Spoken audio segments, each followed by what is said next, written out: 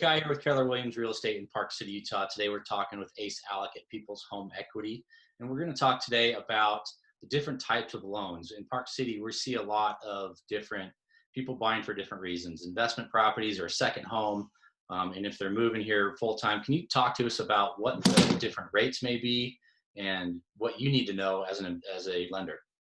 Jeff, great question. We get asked this a lot when people want to come to Park City, which is, can they buy it as a primary residence? Number one. Can they buy it as a second home? Number two, do they have to buy it as an investment property?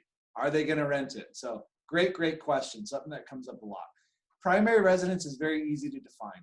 Anytime a borrower is going to purchase a primary residence, they're going to sign a document called an occupancy affidavit. That says they intend to live in the home for the next 12 months. So if they're going to move in the next 12 months, it technically says on there, they're supposed to notify the lender and the servicer in writing. And the lender can't deny them if they have a good reason, but it's got to be a good reason. And the reason is some people may buy, I like to think most people won't do this, but it does happen.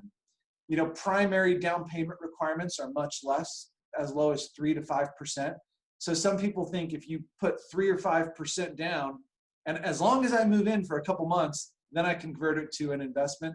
That's incorrect. You will sign an affidavit. They will sign an affidavit that says they agree to live in it for 12 months. Now, if they get pregnant or they need more bedrooms or there's a health issue or there's a reasonable explanation, then they can move on to something else. So that's the answer on that one.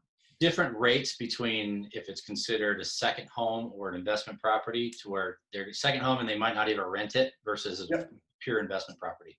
So this also got a little warped with VRBO stuff, right? Or people doing some nightly rentals versus not. Now, a second home purchase has very similar interest rates to a primary residence. Pretty much the same. Depending on we've had it at times where it's a little higher, but for the last year, I've seen it exactly the same as a primary residence. So as long as you're occupying it, and if you want to do VRBO here and there, that's okay. You just can't have it rented for more than 6 months a year, and you got to be using it for 6 months or more a year for it to qualify as a second home. Okay. That's great info. Yeah, I didn't know. Yeah, and then investment is very simple. If there's a lease agreement, it's and you're going to rent it most of the time and only stay there a couple weeks a year, then it would need to be an investment property. Now, investment rates have gone up quite a bit.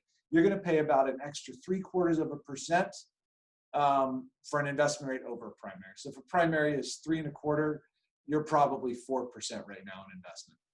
Awesome.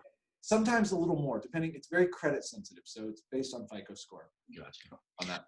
All right, awesome, Ace. Thank you for this week's little update. We'll look forward to touching base with you next week. If someone wants to get a hold of you to get more information, how do they reach you? Call me at 801-694-6439 or email us at aceteam@peopleshomeequity.com. And great questions today. Those are good ones. All right. Thanks, Ace. We'll talk to you later. All right, guys. We'll see you.